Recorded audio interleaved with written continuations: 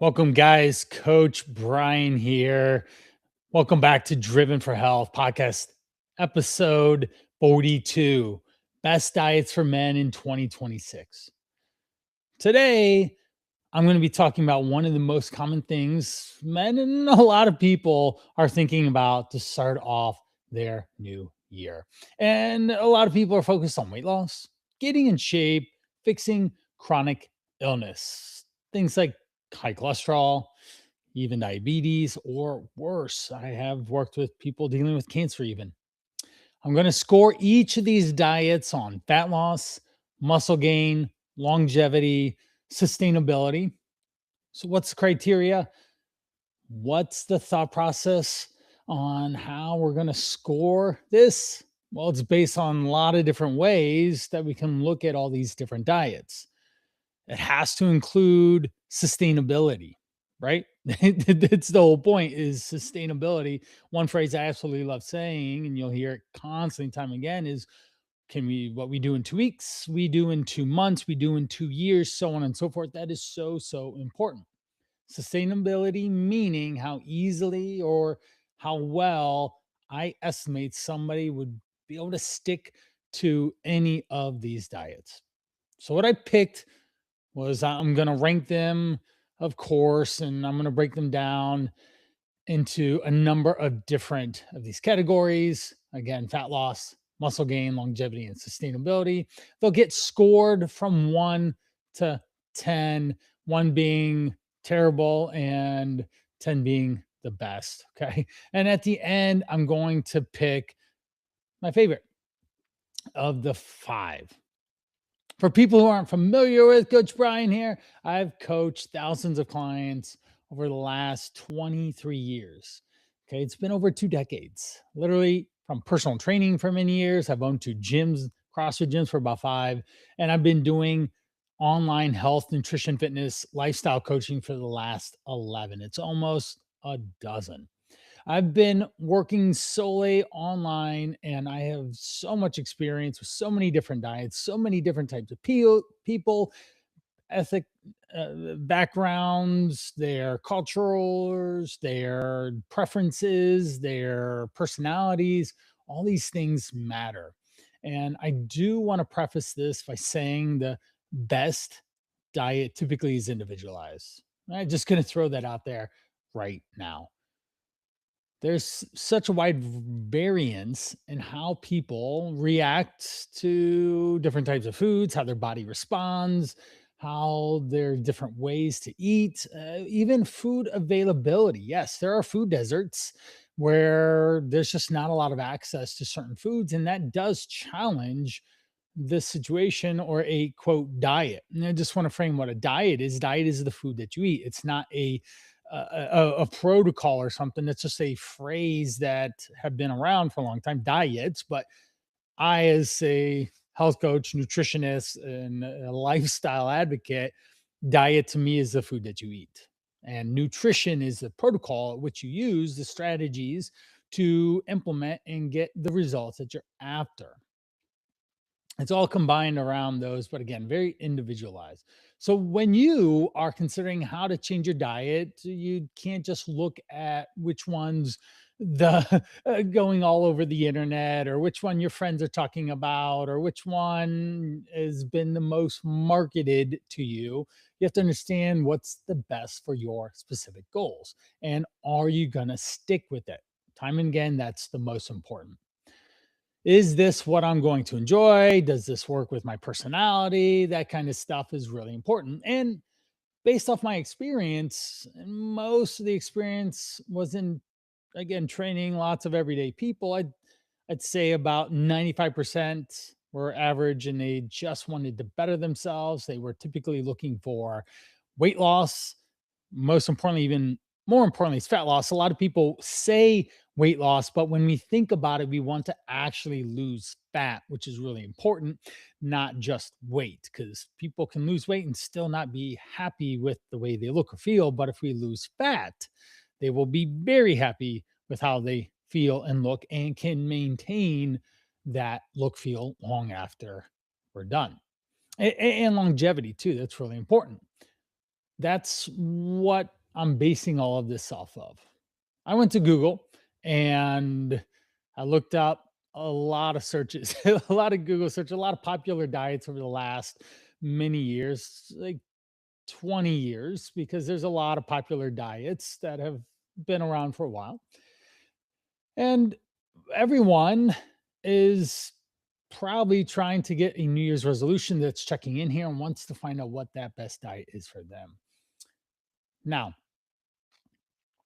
what we are thinking is that this is timely. This is why I did it in the first place. Here's the list of what we're going to do first, and then we'll go into each one. First one's Mediterranean diet. Number two, keto. Number three is paleo. The fourth one is plant based diet. And the fifth is intermittent fasting. All right. And surprise, if you stick around to toward the end, I'm gonna do a sixth one, all right, a bonus diet that you may or may not think is good. All right, I think you might like it. I think it's worth sticking around for. Mediterranean diet. Here we go. Now, this one's got quite a lot of media behind it, a lot of attention, medical attention, and it's notable for being very healthy. If you're in a live stream right now, would love to see, throw out a fire emoji if you've heard it before. Okay. I sure have. You've seen studies around it, lots of data around it, lots of different places in the world. Say Italy with the olive oil and all.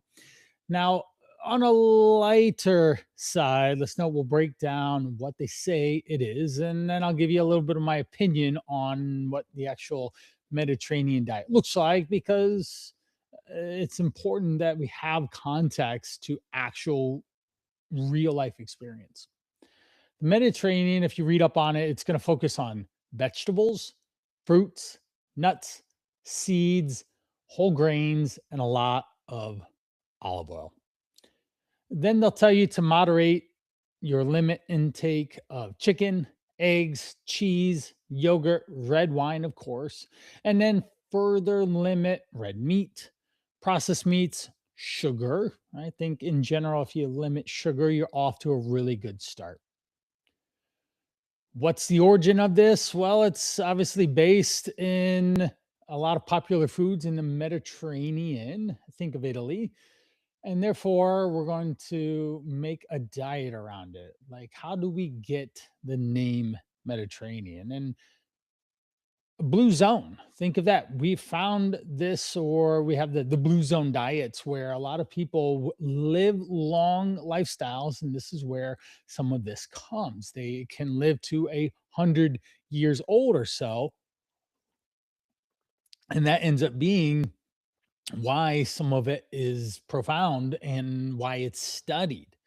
So, coming from places like Sicily, Rome, Naples, and other that, we do think that there's a lot of oil, a lot of olive oil, a lot of whole grains, and a lot of pasta, right? It's pretty common.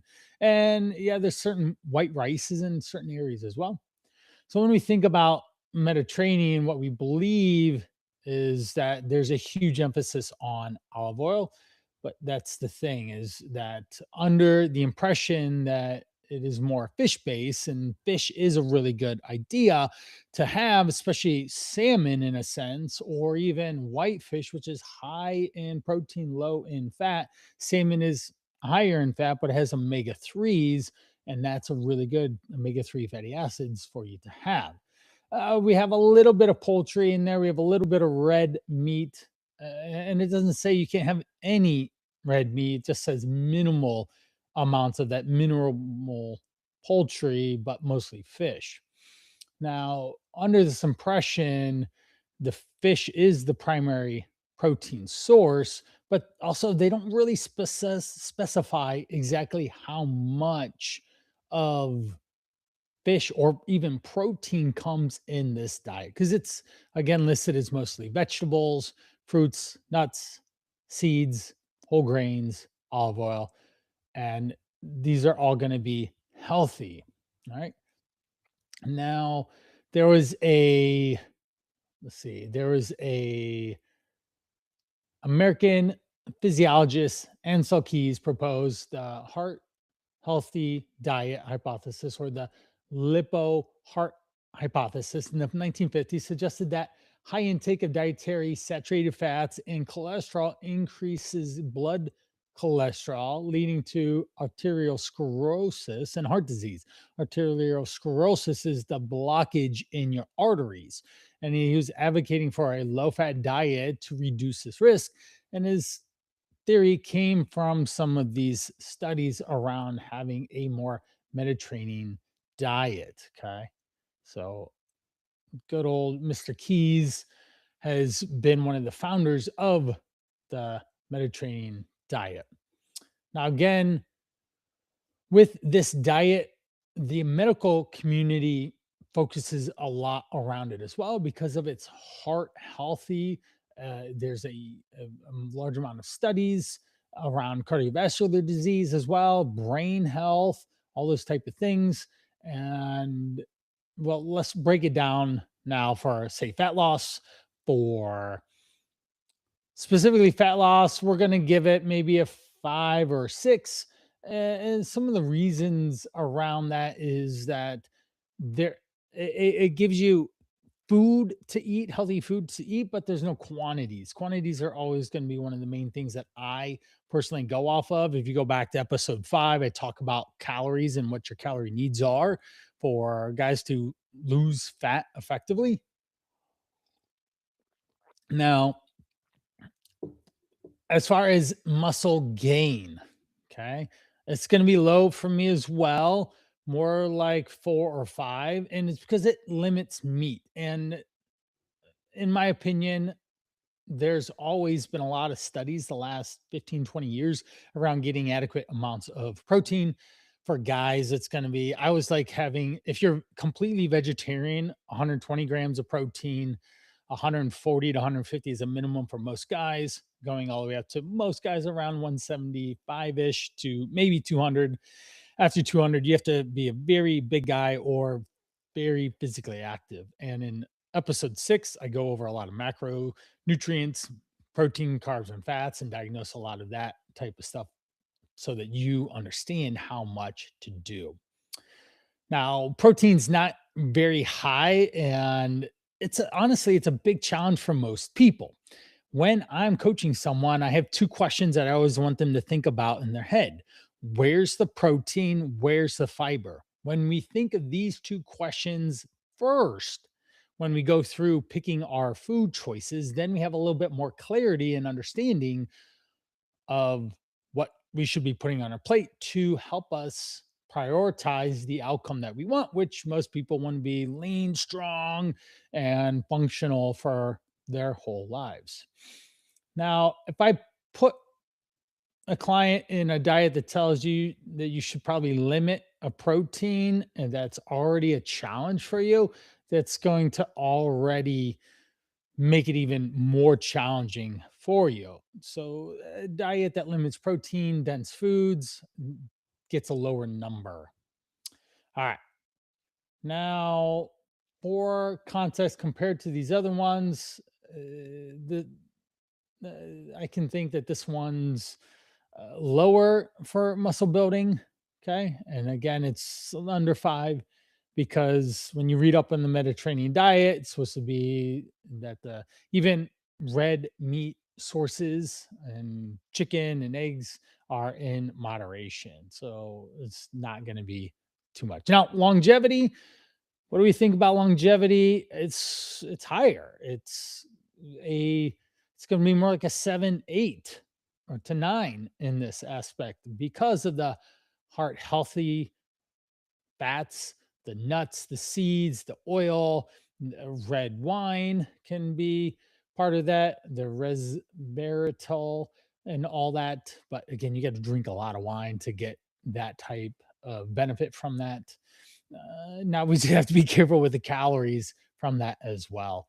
So we have to be, if we isolate out the alcohol, regardless of where it comes from, and take out that community aspect around alcohol, then it's we don't have to worry about it conflicting with your overall goals, and your longevity will be just fine with or without the alcohol.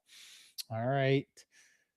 So sustainability, I think it's sustainable, and we're not eliminating a lot of food groups. It's very easy to get access to these types of food everywhere you go. You can enjoy these foods out in public, in group settings, by yourself. And they are, again, focused on being heart healthy. So I am pretty good with that. All right. Now we scroll down and just want to bring a quick note. The episode is brought to you by the Call to Rise. If you're a man of your 40s and you're looking to lose 20 to 30 pounds and you don't really know what to do, and no matter what diet you try, you never maintain, then a structured program for 100 days to lose 20 plus pounds, money back guaranteed, might be for you. We do it in the 5 pillars. One is the what I call the call. It's your identity as a man, as a leader, someone that sees himself as a healthy individual. We have the Forge, which is the exercise piece, the component, structured exercise and movement into your everyday to burn calories and build a better body. We have number 3 pillar, the fuel, which is around nutrition, proper science backed nutrition, not diets, that we use to build muscle, burn fat, and do it in a way that's sustainable. The fourth one is called the code, the fourth pillar being your mindset, the way you think. We're going to change the way you think. And I hope a lot of what I give you in these podcasts does exactly that. And the last one, most important one, which is community, and a huge thing that I'm focusing on in 2026. Huge amount of community and coming together with other guys that are going to be in the trenches with you, doing the work, putting it together and doing. So that's thecalltorise.com. Check it out if that interests you. All right, back to the ketogenic diet. Let me grab a sip here. So thankful for my kids. My wife for giving me a wonderful Christmas gift. Did you see it in the video on the live stream? A mug with my logo on it for the podcast. So cool. All right, keto. This one's been going on for a while. I honestly haven't heard it as much as I have in the past. Everyone was trying the keto diet, and I don't hear it so much. All right. So it is still popular, but it isn't as mainstream as it used to become. We had the origins coming out around the 90s with Atkins, and when he came out with his book, and of course everyone was into knows Atkins diet, right? Even they have Atkins bars, and so very popular, and people had success with it. But again, I don't know of anyone that I ever worked with that eats Atkins in a sense. So we go back to ketogenic diet, and it's been building a. This is coming from the opposite of the 1980s, which was a very low fat diet, and especially in the 80s, super low. And having too little fat actually does cause hormonal problems in men, could affect your testosterone and a large number of other hormones and underlying health, for you to just literally not feel great. And so the book comes out and says everyone should eat as much fat as they want and just don't eat carbs, right? Ketogenic diet, Atkins against carbs. And so it was opposite of what people had done in the 80s. And so people got results because at the end of the day, they had cut out calories. That's the most important here is understand is it's a lower calorie diet, which is how people lose weight. Go back to episode 5 and we talk about the structure of the nutrition pyramid. So correct me if I'm wrong, but isn't keto almost exactly the same as Atkins, except Atkins would advocate higher protein and keto is more moderate? And yeah, well, they're both high in fat, and Atkins was also high in protein. So it could be blurred about which one of these is actually a ketogenic versus not. And now we do want to know that the original ketogenic diet is for epilepsy. Okay. It's a neurological issue that advocates for minimal protein, and this really helps the body epileptics to actually function and not have go through cycles of epilepsy and be challenged that way. So if you do have that, that'd be the very first thing if someone came to me with epilepsy, ketogenic diet, most definitely we're going to go high fat, not a lot of protein and not a lot of carbs because their body literally just functions and operates significantly better that way. They run off fat rather than most of us who run off carbs. Our bodies, the Krebs cycle is a carbohydrate processing cycle in your body. All right. Now, how people do keto today? Well, they do moderate protein, high fat, and extremely low carbs. It depends on your definition. Are you actually peeing on pea strips for ketosis? Or are you doing dirty keto, which you're just trying to say do 50 carbs or less in that diet? So you're basically just eating vegetables. I mean, you literally can't even have an apple at 25 carbs because that could kick you out of ketosis. That's probably the biggest reason why I never advocate for ketogenic diets because I have 4 kids. Carbs are everywhere. I need to learn a better relationship with carbohydrates, not avoid them. And same thing with my clients. Any single person I've ever talked to loves carbs and they need to do it. I need to have that relationship with carbohydrates so it works out better for them in the long run. We're thinking about the types of food, fatty cuts of meat, fish, whole eggs, whole fat dairy, whole fat cheeses, avocados, macadamia nuts, other nuts, oils, butter. Very, very high in fat, some protein, but not a lot because of the amount of fat that's going into it, and extremely low carbs.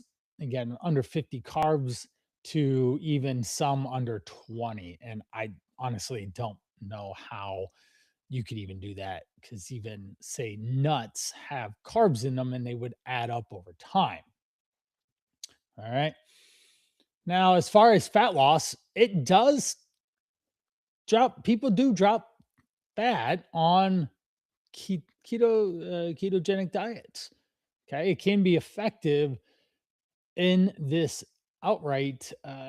I just haven't experienced it personally, or I haven't had any clients have long-term success with it. Oftentimes I get people who have done keto, had success, gained the weight back, and want to do it a different way, or other clients who have had some success with keto but don't know how to cycle off of it.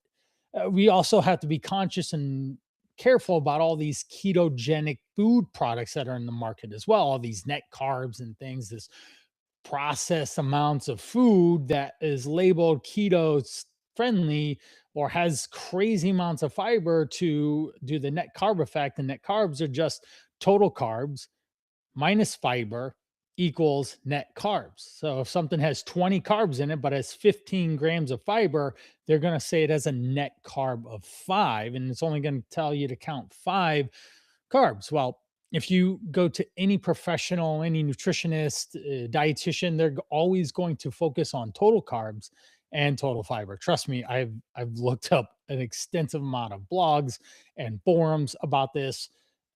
That's what professionals do: total carbs, total fiber, and then overall calories. All right.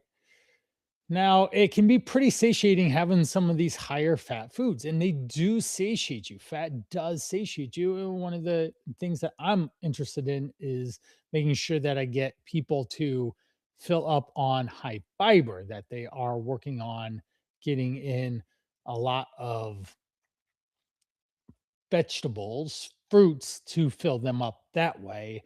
And it's a lot of variety of vitamins and minerals. Now, it can be hard to eat too many calories when you are satiated. But as far as fat loss goes, it has been proven effective to lose fat. People have lost a lot of fat on keto. Okay, muscle gain. This isn't really something that I would think quite. But if we go to any studies, they all say that One, carbohydrates are your muscles' fuel source. They are literally a gas tank for your gasoline. The carbohydrates are like gasoline in your muscles for your body to fuel itself and to move. Think of runners. Runners run on carbohydrates, and when they deplete by carbohydrates, they bunk. Okay. Now, there's certainly some people might bring up studies that you can gain just as much muscle on keto, but in my experience, good luck. I think it's hard. You don't, your pumps aren't great. There's not a lot of blood flow into the muscles because of the carbohydrates. The training feels flat. It's hard to hit calories, hard to hit protein targets with that much fat because all the food is fatty and you just get an enormous amount of fat calories. Eating too much protein can throw you out of ketosis, something so you have to know and pay attention to. If you're if it's a high fat diet, moderate protein at best, and it's easy to just not fuel your hard earned muscle gains in the gym. All right. And but let's move on to the next part, longevity. I most of the time, off the top of my head, when I think of keto, I think of uh, bacon over cheese over a fatty burger over bacon over cheese over a fatty burger, and that's not screaming to me healthy. It's not screaming to me vitamins, minerals, lots of colors. That's these are things that humans' bodies do really well with. Okay, we're not animals, but even animals, say carnivores, eat a high protein diet, and it's different. Okay, so I'm not, for longevity, I'm not going to give it a high score, say 3 out of 10. When people go strict keto for too long, you can actually start developing insulin sensitivity issues as well. It's odd, but your body just doesn't operate the way that it should. Some keto advocates now may say and throw out that some carbs at least once a week could cause your body to almost that you don't have that issue when you react to carbs, but the insulin sensitivity can get worse. All right. It's just not what we want to focus on. Sustainability, I think, is a one or two, to be honest. You can't live in our modern day world in a ketogenic lifestyle. It's very difficult, very hard, very lack of societal support. You're everyone brings carbs places, and you're just going to end up eating by yourself a lot. Going out to restaurants is challenging as well. So I'm not too worried wild about that one. And there are too many great foods that are carbohydrate based that you eliminate, and it's just hard to eat healthy. You just keep making it harder for yourself with food selection. Eating out just sucks. I mean, just like I guess you go to McDonald's and get a cheeseburger without the bun, a couple of those. So I guess steak, you could get a bunch of steak and then be it. But if you're gonna go get steak, you're gonna be spending $20 for steak and nothing else. So I'm gonna go with just keto is not my favorite. All right, next up is plant-based diet. Okay, this is gonna be vegans, vegetarians as well.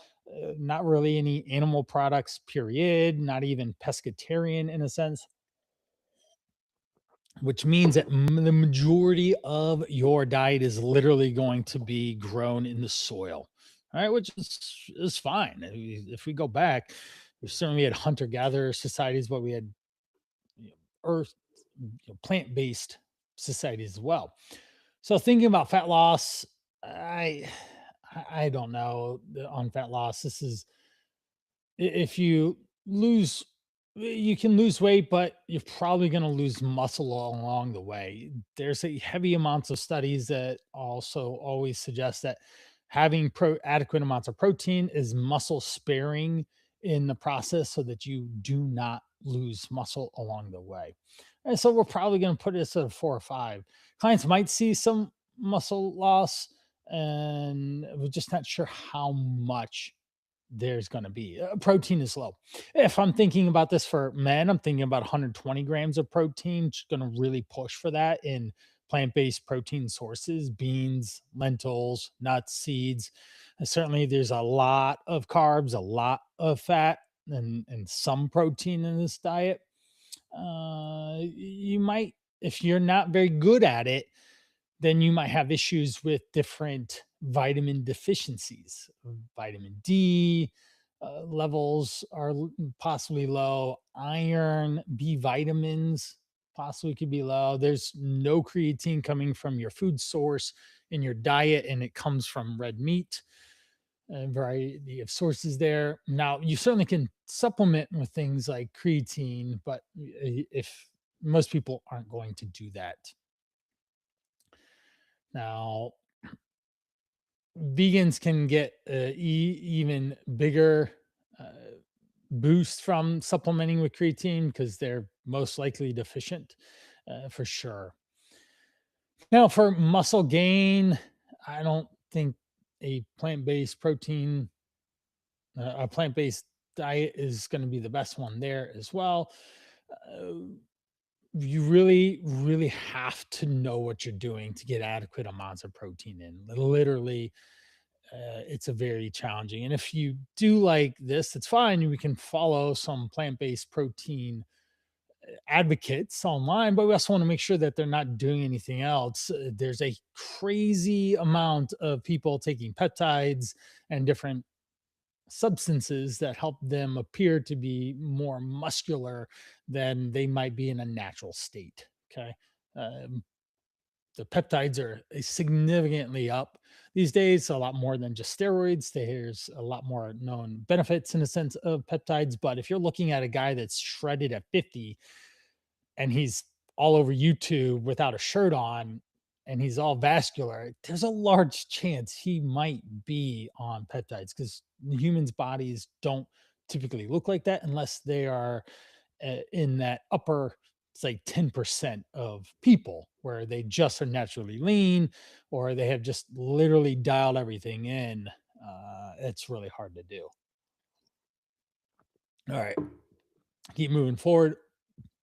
Longevity, heck yeah, I think this is going to be a really big approach on plant-based as long as it's whole food. If you're trying to get by on a vegetarian diet, and I've seen a lot of people, they come to me, "Hey, I'm vegetarian," and then I start asking questions, and all of a sudden you realize they're just carnivores. They like pastas, wheats, and breads, and other processed box food, cereal and stuff. A lot of wheat-based products usually go in to eating that way. Now, the average person's diet is already processed enough. Okay, so we just want to make sure that we are not adding to that fuel that fire in a sense. So if you are plant-based, we need to make sure that you are eating whole foods, not processed food, because those will be nutrient deficient, even if you are having them with fortified. Okay. Uh, Now, there is some data that states that vegans can typically be at higher rates of nutrient deficiencies. And when we do that, lack of vitamins and minerals can cause or be likely to cause depression, anxiety, cognitive issues, all sorts of different things. Now, if you're doing it right and have plentiful of colors and eating adequate amounts of calories and you're moving your body, then I think we can definitely rank it high on longevity. Sustainability, I think, yeah, like 7, 8, 9. You can eat vegetarian everywhere. You do have to be a little craftier at some places, and other places you obviously are going to avoid. But even say McDonald's, you could go in and get a salad and be okay, and be able to make that work for you. Right? Many restaurants have. You can even order a la carte to get a lot of plant-based foods on your plate. Okay. And I'm sure, guess what? Any restaurant will be happy to serve you a vegetarian plate without the protein and still charge you the same because that's the most expensive piece is usually the protein. I think of say Olive Garden, their pasta dishes, it's like a quarter for the amount of money they're spending to put pasta on your plate, right? Because it's so subsidized and so they have it arranged where they can buy massive amounts of pasta noodles for a very low cost because they use it so much. Right now, I think the average person, if you're not bought into a vegetarian or a vegan lifestyle, then you're going to have a hard time maintaining it. But if you're someone, say, there's a lot of different reasons why people do this, even moral reasons or animal cruelty reasons, and then you'll be even more able to sustain it because there's even bigger reasons why. One of the things that I love about a plant-based diet is the vegetables, the fiber, the multiple amounts of colors that you're going to get, and this is really good. All right, now going into the paleo diet. I remember 2010, this was all the rage. My gym, the CrossFit gym that I owned, that was the very first diet that we did as a whole. To be honest, I couldn't figure out how to do it. Why? Because I had two kids that were 2 and 1 at the time, not even when we were doing it. Everett was just born and Levi was 15 months. Okay, so it was a crazy time, and we did for 2 3 years before I ended up leaving that gym. uh I couldn't figure it out. I could not figure out how to omit grains, dairy, anything processed, because it was just part of, even I was eating healthy, but this was a part of a healthy diet, a healthy approach that I was taking without the further restrictions. No grains, no dairy, no soy. Really challenging to keep that up. So you ate meat, eggs, fish, fruit, nuts, seeds, vegetables, potatoes, like sweet potatoes were very popular there. And then anything that runs, swims, or walks, fruits, nuts, all those things. It is a very healthy diet for sure. But I just couldn't figure it out. Now, for fat loss, it it can definitely lose fat eating a clean diet. It comes back to calories. If you're eating a lot of clean foods that were on a paleo diet, you will lose weight and do it efficiently. You will build muscle because you still have adequate amounts of protein coming into you. You will live longer because you're eating whole foods and things that are a lot of micronutrient density. So these are all going to score high. It's just that uh, if we look at the longevity or the sustainability piece of this, it is challenging. Now, being a CrossFit athlete at the time, they found that they ultimately they a lot of people went to a paleo diet, but then they started pulling back because they realized that their endurance wasn't as great, that they needed carb sources, potatoes, rice, beans, pastas. All these things were part of a athlete's diet, one that you can use the energy from to fuel your body. Quinoa, excellent. Okay. Now, also, I've, to be honest, thinking about this, I've never met anyone that has issues with white rice. White rice, billions of people are eating white rice today in the world, and they don't have weight issues. As long as we're controlling it, and we're not dumping a bunch of oil or butter in it, and we have a reasonable portion, say a cup at a time, then you'll be more than fine with that. All right. And the other thing is, sustainability wise, is carbs are cheap. Beans, rice, potatoes, pastas. You can get a lot of those, oatmeal, quinoa, all these things you can get for cheap and be a 40% of your diet. If I'm going to go macros again, episode 6, but I'm a 40 30 30 guy, 40% carbs, 30 fat, 30 protein, or 40%, or say 35% carbs and protein and 30% fat.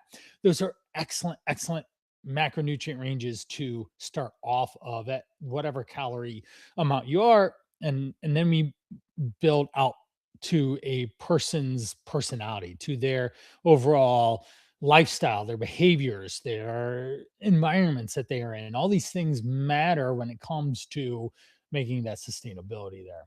All right. Now, let's see. So we have intermittent fasting, the fifth one. It has a hard rule. There's an eating window. Let's get rid of the word intermittent fasting. Let's just swap it out with food window. I love doing that swap for people. They think differently. It changes the perception or the lens at which they see and think about this. If I say, hey, we're going to eat in a food window, okay, when in the day is okay for you to eat and when in the day is you shouldn't be eating. And people then naturally define a food timing in their day, which then allows them to be able to stick to it. All right. If you don't eat after 9, it's not a problem anymore because that's just not when you eat. All right. So going back to intermittent fasting, usually it's a 16 hours of no food and 8 hours of eating food. Most people claim this 12 to 8 p.m. as their eating window. I get hungry at about 13 to 14 hours. I'm getting pretty darn hungry. I can feel it in my body. And I'm an active person too. My body is dying for that. And so that for me is tough. Now, if the smaller the window, some people advocate for even 20 hours and 4 hours of eating, 20 hours fasted. There's only so many calories you can eat in that time, but again, you can still eat a lot of that, of your calories in a day, a huge bolus of food. And then also it might cause you digestion challenges or just a slowdown in digestion because there's so much food coming in at one time, which then makes you tired because when you have a large amount of food in your stomach, blood pulls into your gut and then causes you to get sleepy because there's no blood everywhere else. All right. Now, people do lose weight on intermittent fasting because they control their calories. That's the major piece. It's not this autophagy or this magical fat burning whatever that your body does or doesn't. And they just can control calories. Let's play this out. If you eat, say, 3 meals a day, and now then you only eat 2 meals a day, you cut out breakfast and you eat 12 to 8, you have lunch and dinner. If breakfast was 500 calories and you had 7 days of the 500 calories you did not eat, then that would be 3,500 calories not eaten. That's a theoretical pound of fat. So, therefore, you would lose weight just by doing that and not changing a single other thing. Now, if doing something like that is something that you can do and it works for you, then great. Cheers. I can't do it. And most people that I ever work with can't either. Plus, dealing with other food challenges around food relationships and different things like that cause some challenge, right? So, that's the biggest thing, that there is a calorie deficit that causes this to do this. Now, it can also change your behaviors around food. If you're just snacking, putting food in your mouth and not paying attention to anything, then sure, you should not, you probably should put some guardrails up, put some boundaries and rules on where and why you're doing this so that you do not overdo it. All right. Now, is this something that you can do consistently and sustainably? Sure, you could, but for me, I'm not buying it. I like a 12-hour eating window and a 12-hour non-eating window at the very least. And then we could even go to, say, 14 and 10, where we have a 10-hour window or an 11-hour window. That makes sense for a lot of people. They can eat 8 a.m. to 8 p.m. or 9 a.m. to 9 p.m. Or for me, I eat 10 or 11 o'clock a.m. to 10 or 11 o'clock p.m. at a 12-hour window. That works for me. Occasionally I'll go farther, but then if I go too far, I get too hungry and I then therefore overeat calories and do bad food behaviors. Okay. As far as fat loss, yes, that works. As far as muscle gain, I'm not necessarily buying it either. If you're not going to gain muscle on a 4-hour food window, this is not going to happen. Things back in the day, there's this one meal a day called the warrior diet. I remember that, and if you don't have proper rules, people would just eat horrible food choices, large pizzas, bowl of cereal, and they just would just not eat really well and their blood markers may not do very well for them. Now, longevity, yes, eating less or eating lower is something that allows humans to live longer. And even I remember a lot of mice studies that if you feed mice less calories and have just a lower amount of calories, that they actually do live longer. Now, sustainability, I don't know. It is just one rule. You have a time where you eat and a time that you don't. So, sure, that could work out. But I like a lot more flexibility in terms of what you eat. All right. So there's the four that we do. The five we had, what we have? We did the Mediterranean, we had plant-based, we had paleo, we had ketogenic and intermittent fasting, and then there is one more that I would like to go over. And let me find this. This one was the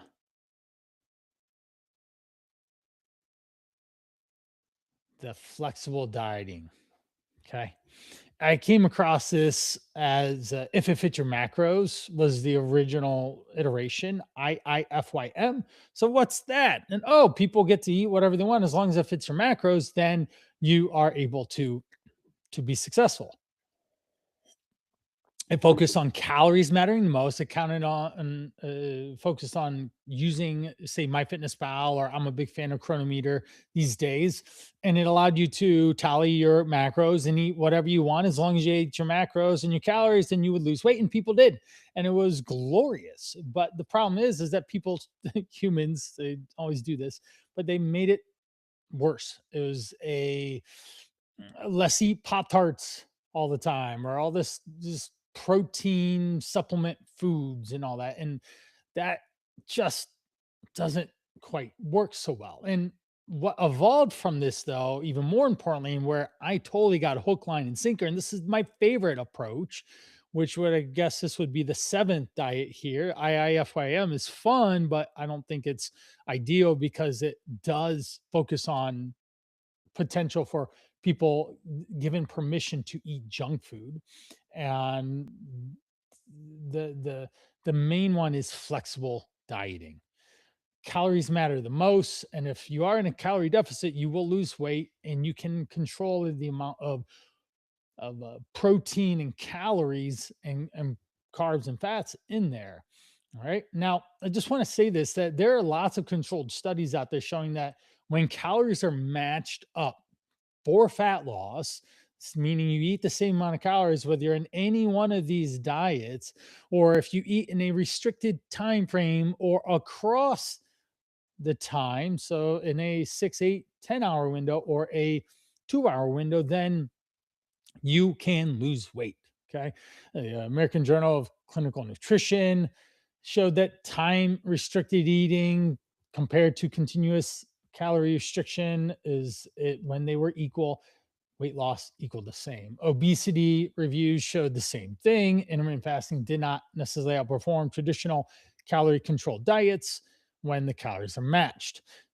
Meal timing affects your preference and your ability's adherence to eating in a deficit. And that's something that I focus on tons with my clients is when in the day does it actually make sense to put food in your mouth? And when we establish those as really good rules, then ta-da, you can maintain it. You can be successful with having a diet that works for you in the times it makes sense for you to eat meals. Okay. Now, going through this, protein, calories the most important, depending on muscle gain and muscle or weight maintenance or calorie deficit and fat loss.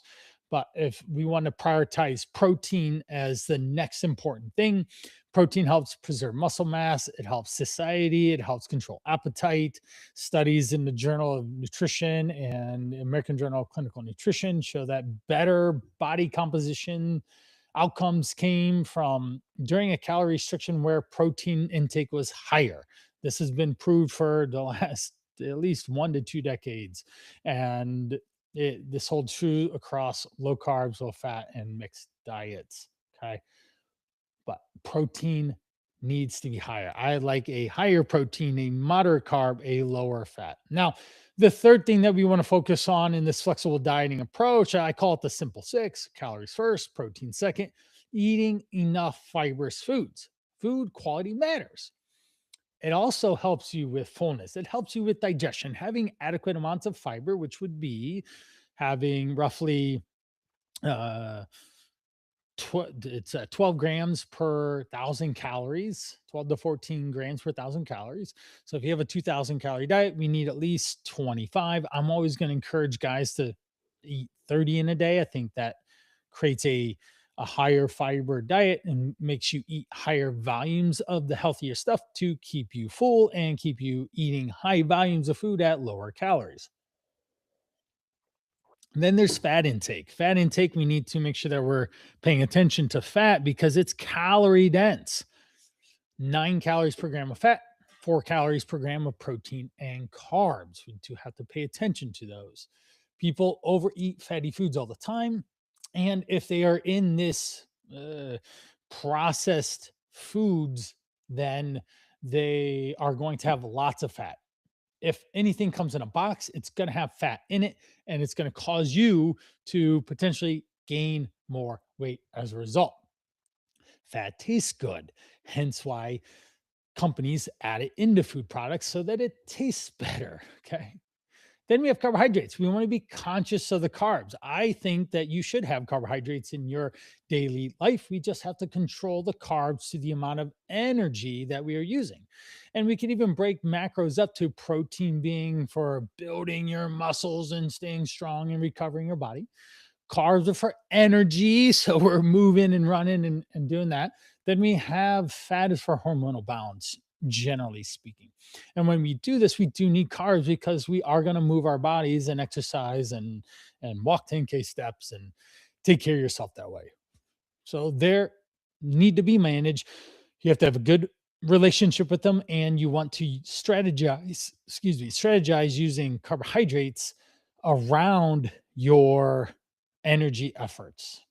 Lastly, number six is simple sugars need to be eliminated. Eliminate simple sugars. Why? Because people overestimate how much they eat. They totally uh, end up, they're addicted to them by purpose because food companies put them into the foods. They make colorful wrappers. They make the smell, the taste, the environment, the marketing, there's an addiction to sugar. So when we zoom out, there are studies that show people across all sorts of dietary patterns, regardless of whatever the vegan through carnivore, they will gain fat. They will gain bad blood panels through eating high sugared processed foods. Okay. So, flexible dieting, when compared to a rigid diet, think of the old 1980s chicken, broccoli, and rice, the bodybuilding, clean eating classic, chicken, broccoli, and rice. Studies support that there is no difference between flexible dieting and rigid dieting. I always think this too. I almost guarantee that if the athletes, the bodybuilders of yesteryear walked around with MyFitnessPal in their hands, Chronometer, my fave, walking around in their hands, do you think that they'd eat just chicken, broccoli, and rice on repeat? No, they wouldn't. They would have done it differently because they didn't understand the calories, the macros game as much as we do now because science and strategy and those early pioneers laying down what built up muscle. But they did it because it was easy to control. You would have things like, oh, I'm going to eat a quarter cup less of rice at every meal because it was the same portion of rice every single meal. And if we cut it down, then we reduce our calories coming from carbohydrates, which can then allow you to lose weight. All right. Huge fan of flexible dieting. And I think that's the one that you should stick with. And we don't need to stick with labeling yourself as a keto diet or Atkins or any of that stuff. I think that we need to find a diet or the foods that you eat using a nutritional strategy that works for you, whether it's tracking food, tracking calories, macros, taking pictures of it, writing it down, eating, cutting out food groups, cutting out times, of omitting eating out, packing your food, your lunch, and eating it. When you go to restaurants, ordering a protein and double vegetable, managing all these things are the ultimate way that you are going to be successful long term. So, flexible dieting for the win from me. I hope that this allows you to find a better way moving forward in 2026. And this is our 42nd episode. So, there's a lot of other ones I've done on a lot of different strategies and science backed information that will allow you to be successful here. If you wanted to take the one, we need the best diet will create a calorie deficit for you to lose fat as the main goal, and then prioritize enough protein so that you maintain muscle as you lose fat, and provide yourself with enough energy and fibrous food to maintain a healthy digestion and lots of vitamins and minerals. And you will be able to be functional, be fit, be healthy, and happy. All right. That's it as we almost round out an hour here. I'm super excited for you to join me on this live stream and in episode 42 as it launches on this is Sunday night, the 4th.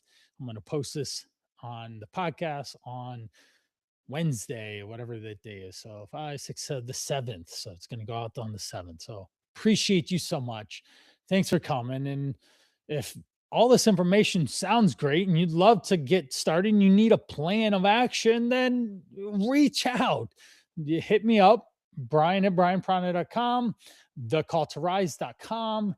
There's lots of ways. You can direct me at Coach Brian on Instagram, and I'd be more than happy to help you reach your health goals. Check the show notes. And if you enjoyed this one and you want to tell a friend that one diet's better than another, then please share that with them. And it'd be great to be able to share this stuff that I'm giving to you. All right. Over and out for Coach Brian. Thank you. Have a wonderful, wonderful